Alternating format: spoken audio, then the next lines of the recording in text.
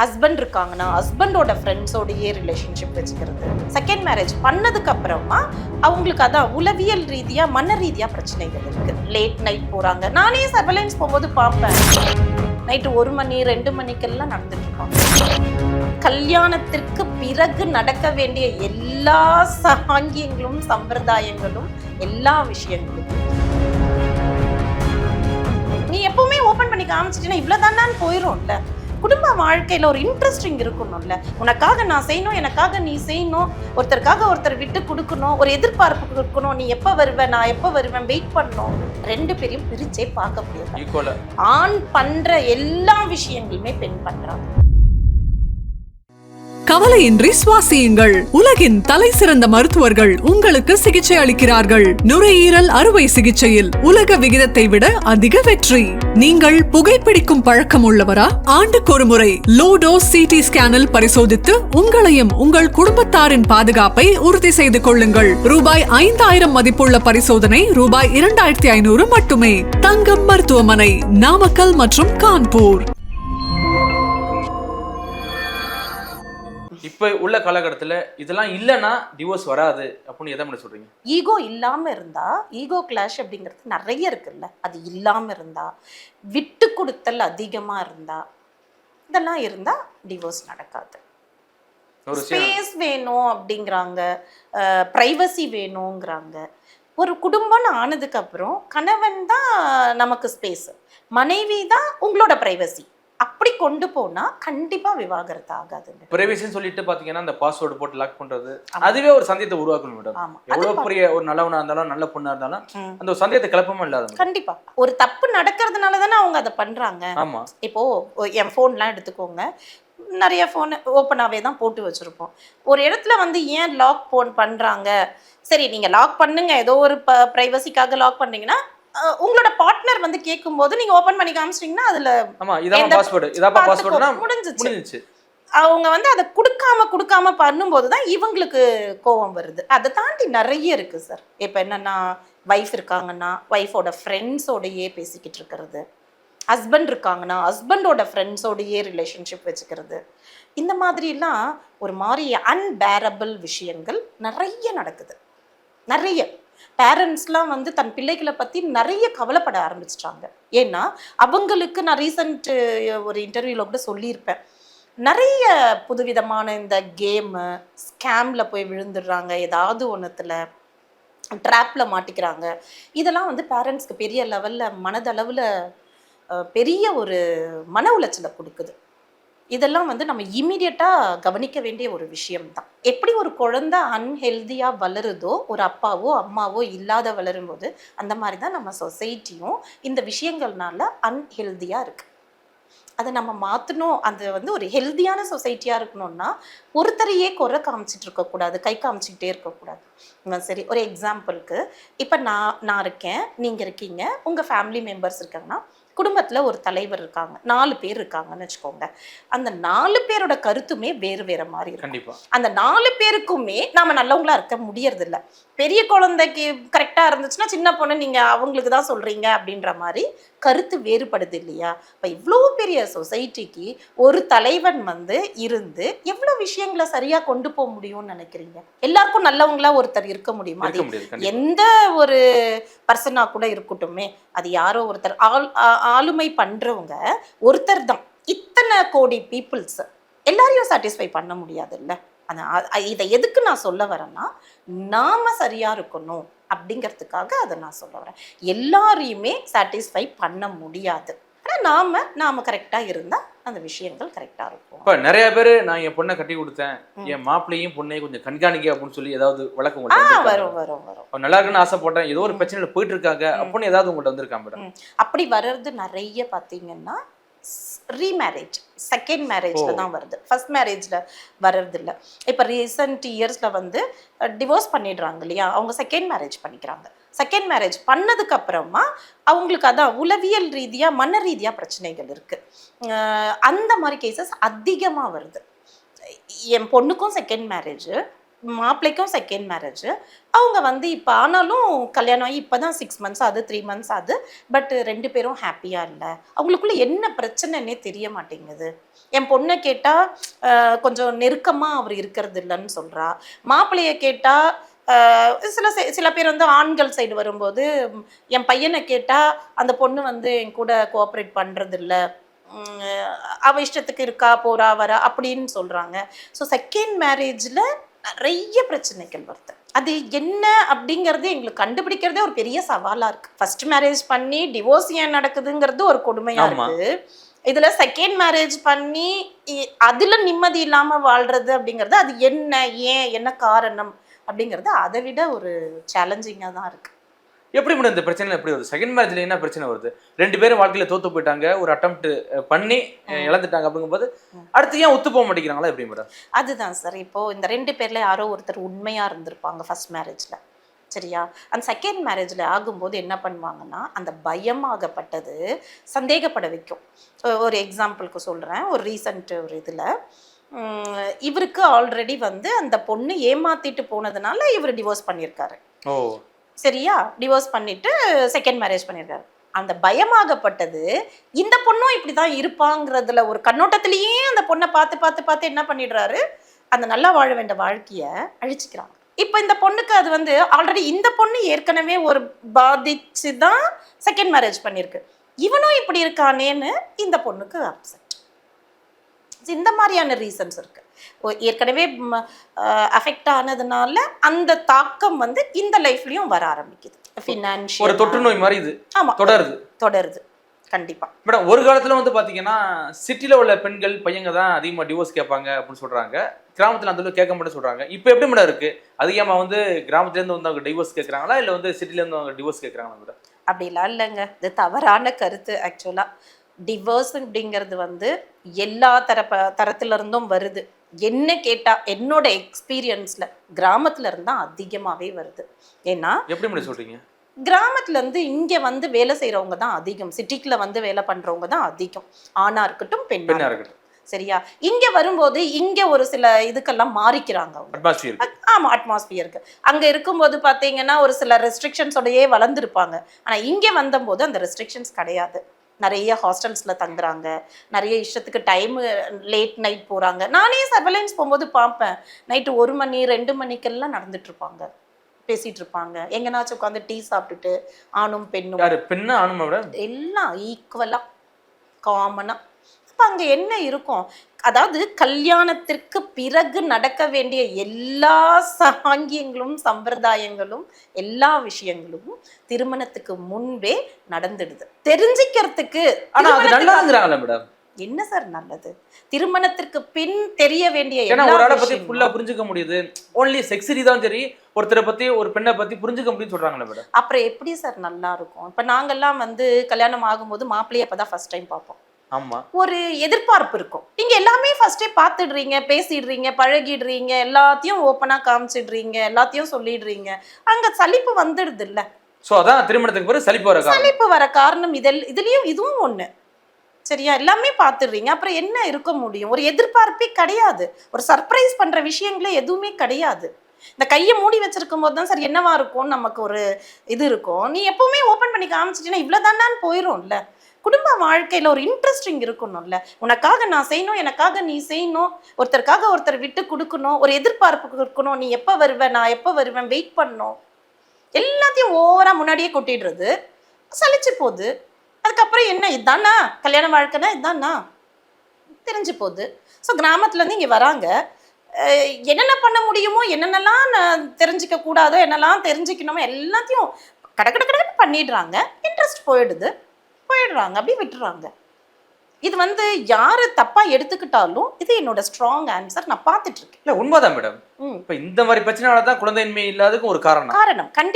கண்டிப்பா. அதனால கிராமமா சென்னையா அப்படின்னா ஃபர்ஸ்ட்லாம் வந்து சொல்லுவாங்கங்க, கிராமத்துல இருக்க பொண்ணா பார்த்து கட்டிக்கிட்டு வரணும், சென்னை பொண்ணுங்க அப்படின்ட்டு. அதெல்லாம் ரொம்ப தவறு. எங்க இருந்தாலும் நல்ல பெண்கள் 10 பேர் கூட நிறுத்தினாலும் நல்லா இருக்கணும்னு நாம நினைச்சா மட்டும்தான் நல்லா இருக்க முடியும். அது கிராமமோ நகரமோ. சரியா? அந்த மாதிரி எல்லா இடத்துலையும் அதிகபட்சமாக கிராமத்துல இருந்தா இப்போ வந்து இங்கே வாழ்கிற பிள்ளைங்க தான் அதிகமாக டிவோர்ஸ் பண்ணுறதுக்கு. டிவோர்ஸ் கேக்குது.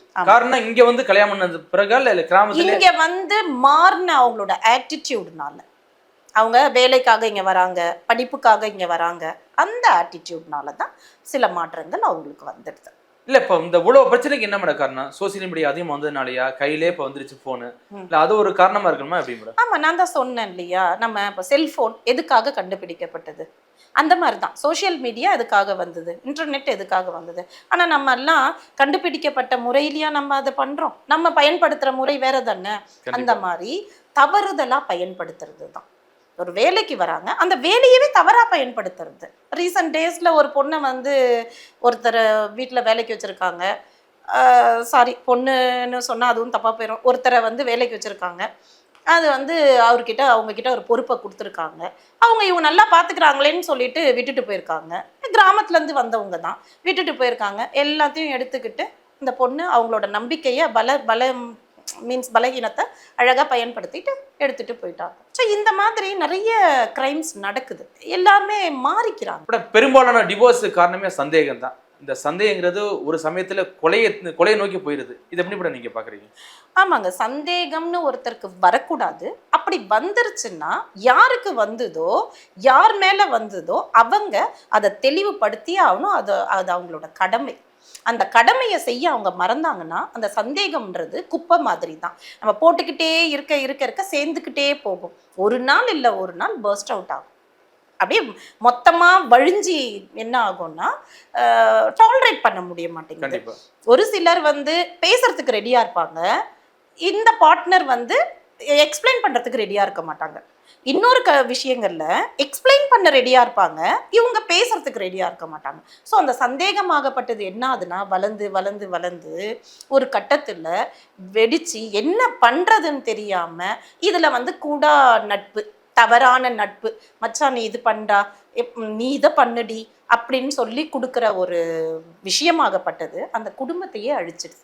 அது வந்து கொலையில போய் நிக்குது. இவங்க பார்த்தே இருக்க மாட்டாங்க. இவங்களுக்கு வந்து அந்த விஷயமே தெரிஞ்சிருக்காது. யாரோ ஒருத்தர் சொல்லியிருப்பாங்க, அதுல ஏற்பட்ட சந்தேகத்தம் கடைசியில வந்து கொலையில வந்து நிற்கும். இப்போ வந்து கொலை கூட ஆக்சுவலா வந்து ஆண்கள் தான் அதிகமா பண்றாங்க அப்படின்னா நம்ம கொண்டு போக முடியறது இல்லை. பெண்களும் ஈக்குவலா வந்துட்டாங்க, இறங்கிட்டாங்க. சம உரிமை இதுல வந்து நிக்கிறாங்க. அதாவது எங்களுக்கு சம உரிமை இருக்கு, நாங்களும் வந்து அதுல வந்து பெண்களும் வந்து கொலை எல்லாம் ஈஸியா வந்து பண்ண ஆரம்பிச்சிட்டாங்க. பட் பின்விளைவுகள் தெரியறது இல்லை. அதனால வந்து பாதிக்கப்படுறதும் அவர்களை பெற்ற பெற்றோர்கள், இவர்கள் பெற்ற பிள்ளைகள். கொலை பண்ணிட்டு அவர் செத்து போயிடுறாரு, இல்லை அவங்க செத்து போயிடுறாங்க, நீங்க ஜெயிலுக்கு போயிடுறீங்க, அந்த குழந்தை ரோட்டில் நிற்குது. அந்த பெத்தவங்க அவமான பேச்சுக்கும் அசிங்கத்துக்கும் ஆளாகி நிற்கிறாங்க. கண்டிப்பா மேடம். நம்ம ஒரு காலத்துல வந்து இப்போ ஒரு லேண்ட்லைன் இருக்குன்னு வைக்கல, ஒரு ஃபோன் வந்தா கூட சுத்தி நிற்பாங்க, என்ன பேசுறாங்க என்னன்னு கேட்கறது கூட அக்கா மாதிரி கேட்கும். ஆனா இப்போ அந்த பிரைவேசின்னு செல்போன் வந்ததுக்கு அப்புறம் பாத்தீங்கன்னா எடுத்து தனியா போயிடுறோம். என்ன பேசுறது தெரியாது, நம்ம என்ன பண்ணது கூட பெற்றவங்களுக்கு தெரியாது. இப்ப ஒரு காலத்துல நம்ம பேசுறதை கேட்டவங்க இன்னைக்கு வந்து தனியா வீடியோ கால் பண்ற அளவுக்கு நம்மளுடைய டெக்னாலஜி வளர்ந்துருச்சு. இதனால எந்த அளவுக்கு பாதிப்பு? இதனால தாங்க பாதிப்பே. இதனாலதான் மொத்த பாதிப்பே இதனாலதான். அந்த செல்போன் அப்படிங்கிறது எதுக்காக கண்டுபிடிக்கப்பட்டதோ அதற்காக நம்ம பயன்படுத்துறது கிடையாது. சரியா? அதுல எவ்வளவு நல்ல விஷயம் இருக்கு. அது கைக்குள்ள உலகம்னு வந்து அதை தானே சொல்றாங்க. ஆனா நாம அதுக்காக பயன்படுத்துறதே கிடையாது. நம்ம என்ன பண்றோம், தவறான விஷயத்துக்கு தான் அதை பயன்படுத்துறோம். அதுக்கு வேற பாஸ்வேர்ட் போட்டு வச்சுக்கிறோம், வீட்டுக்கு தெரியக்கூடாதுன்னு நினைக்கிறோம், அங்க ஒரு சந்தேகங்கள் வருது. இதனால நீங்க நல்லா இருந்துட்டாலும் பிரச்சனை இல்லையே, புரியுதா? ஒரு கட்டத்துல உங்களுக்கே அது பாதிக்கப்படுது இல்ல, பல பெண்கள் இதனால பாதிக்கப்படுது. நீங்களே அதுல அஃபெக்ட் ஆறீங்க, நீங்களே வந்து இது ஆகும்போது சொல்லும் போது கேட்கறதே கிடையாது. உங்க காலம் வேற, நீங்க சொல்றதுலாம் நாங்க கேட்க முடியுமான்றது போறது. ஸோ அதனாலதான் பாதிப்புகளே. இந்த செல்போனை வந்து நம்ம தவறான முறையில பயன்படுத்துறது. எவ்வளோ நல்ல விஷயம் இருக்கும். ஃபர்ஸ்ட்லாம் நம்ம வந்து ஒருத்தரை கிட்ட பேசணும், நம்ம சொந்தக்காரங்க கிட்ட பேசணும், பார்க்கணும்னா லீவு கிடைக்குமா, எங்க இருந்து அங்க பஸ் பிடிச்சி ட்ரெயின் பிடிச்சி போகணும் வரணும், அவ்வளோ இருந்தது. இப்போ எப்போ நினைக்கிறோமோ பேசிக்கலாம், பார்த்துக்கலாம், நிறைய விஷயங்கள் அதுல பண்ணலாம். டெக்னாலஜி அவ்வளோ விஷயம் உங்களுக்கு கொடுக்குது. பட் நம்ம என்ன பண்றோம், நம்ம அதை எப்படியெல்லாம் தவறா பயன்படுத்த முடியுமோ அவ்வளோ தவறா பயன்படுத்துறோம். குறிப்பா பெண்கள் இதுல ரொம்ப பாதிக்கப்படுறாங்களே எப்படி மேடம்? நீங்க எப்பவுமே ஒரு விஷயம் சொல்றீங்க, பெண்கள் அப்படின்றது. இன்னைக்கு ஆண், பெண் 2 பேரையும் பிரிச்சே பார்க்க முடியாது. ஈக்குவலா. ஆண் பண்ற எல்லா விஷயங்களுமே பெண் பண்றாங்க. நேத்திக்கு ஒரு எக்ஸாம்பிள், சாட்டர்டே நைட்டு நான் சர்வலைன்ஸ் போயிட்டு வரேன். 1 மணி இருக்கும். பப்ல கீழ கிட்டத்தட்ட ஒரு 20 பொண்ணுங்க.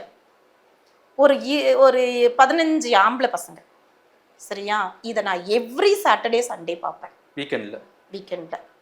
அப்படியே நம்ம ஆஃபீஸ்ல இருந்து பேரலல் ரோடு. நான் சர்வலைன்ஸ் போயிட்டு வருவேன். எல்லாம் சிகரெட்டு. எல்லா பெண்களும். அதுல மோஸ்ட்லி கிராமத்துல இருந்து வந்த பெண்கள். அப்பா. சரியா? ஆண்களும்.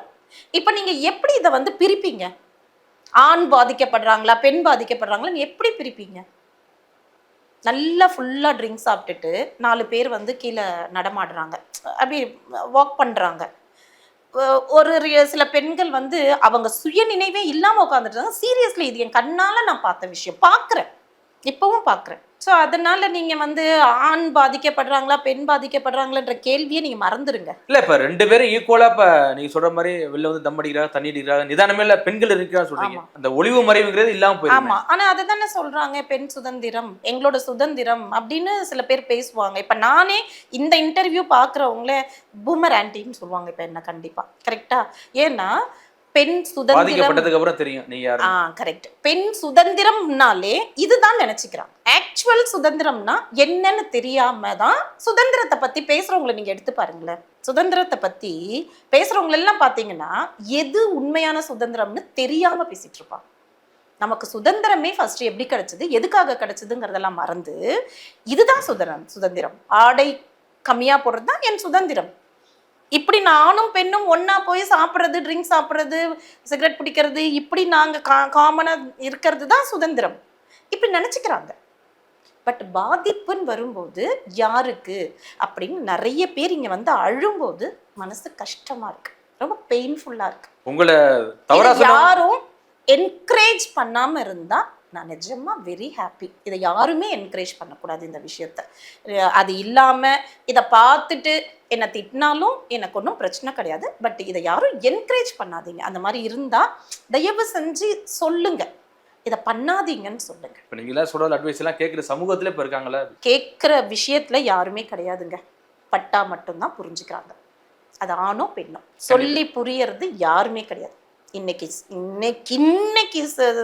கரண்ட் சிச்சுவேஷன்ல ஒருத்தர் கூட சொல்லி புரிஞ்சு திருந்துறவங்க கிடையவே கிடையாது. நான் கூட நிறைய ஸ்பீச்ல சொல்லுவேன், உட்கார்ந்து பேசுங்க, பேசுனா பிரச்சனை தீரும். பேசினாலே சண்டை வந்துருங்கிறதுனால பேசாம விட்டுறீங்க, பேசாம விட்டாலும் பிரச்சனைகள் தீராதுன்னு சொல்லியிருக்கேன். அந்த மாதிரிலாம் யாரும் உட்கார்ந்து பேசுறதும் கிடையாது, பிரச்சனைகளை தீர்க்கறதும் கிடையாது. மேடம், உங்களுடைய அனுபவத்துல கிட்டத்தட்ட ஒரு 10-15 வருஷம் அனுபவத்துல மக்களுக்கு என்ன சொல்ல விரும்புறீங்க? ரொம்ப ஆக்சுவலா நான் இது வந்து சொல்லணும்னு நான் விருப்பப்படுறது, மக்களுக்கு நான் என்ன சொல்றேன் அப்படின்னா, தவறு செய்யாதவங்க இந்த உலகத்துல யாருமே கிடையாது. கடவுளின் பிழை தான் நாமன்னு சொல்லுவாங்க. அது மாதிரி அந்த தவறை வந்து எப்போ அடுத்தவங்களை பாதிக்குதோ அது கிரைமா மாறும். ஸோ அதனால அந்த தவறுன்னு தெரிஞ்சதுக்கு அப்புறம் அதை திருத்திக்க கொஞ்சம் ட்ரை பண்ணுங்க. அது நம்ம சொசைட்டி வந்து ஒரு ஹெல்தியான சொசைட்டியாக மாறதுக்கு சான்சஸ் இருக்கு. அப்புறம் நம்பிக்கை துரோகம் பண்ணவே பண்ணாதீங்க. அந்த நம்பிக்கை துரோகம் அப்படிங்கிறது நாம பண்ணும்போது நல்லா இருக்கும், நமக்கு ஒருத்தர் பண்ணும்போது கொடுமையா இருக்கும். அந்த வலியை நீங்களும் யாருக்கும் கொடுக்காதீங்க, அடுத்தவங்களும் உங்களுக்கு கொடுக்காம பார்த்துக்கோங்க. அதே மாதிரி எங்கேயாவது போறீங்க, இல்லை எங்கேயாவது இருக்கீங்க, உங்க வீட்லயே இருக்கீங்க, இல்லை வெளில போறீங்க வரீங்க, ஏதோ ஒரு பிரச்சனையை பார்க்குறீங்க, ஏதோ ஒரு கிரைம் நடக்குது, ஏதோ ஒரு தவறு நடக்குது அப்படின்னா அதை திருத்தணும்னு நினைக்காதீங்க. அது உங்ககிட்ட இருந்தா திருத்திக்கணும்னு நினைங்க. கண்டிப்பா கண்டிப்பா மாற்றம் அப்படிங்கிறது வந்து நிறைய விஷயங்கள்ல வரும். மாற்றம் ஒன்றே மாறாதுன்னு சொல்லுவோம் இல்லையா? ஸோ அதுக்கு ஃபர்ஸ்ட் விஷயம் நாம மாறணும். நான் நிறைய இடத்துல சொல்லியிருப்பேன், நாம மாறினாதான் மாற்றங்கள் வரும். அதே மாதிரி கடைசியா ஒரு முக்கியமான ஒரு விஷயம் நான் சொல்லிக்க விரும்புகிறேன். இன்னைக்கு சொசைட்டியில் பேரண்ட்ஸை கைவிட்றாதீங்க. நிறைய முதியோர் இல்லம் பார்க்குறேன், நிறைய அநாத ஆசிரம் பார்க்குறேன், ரோட்டில் நிறைய கோவில், சர்ச்சு, பஸ் ஸ்டாப், ரயில்வே ஸ்டேஷன்ஸ்லாம் கைவிடப்பட்ட பெற்றோர்களை பார்க்குறேன், தயவு செஞ்சு அதை பண்ணாதீங்க. கண்டிப்பா. வாழும் போதே நடமாடும் தெய்வங்கள் அவங்கள கைவிட்டுறாதீங்க.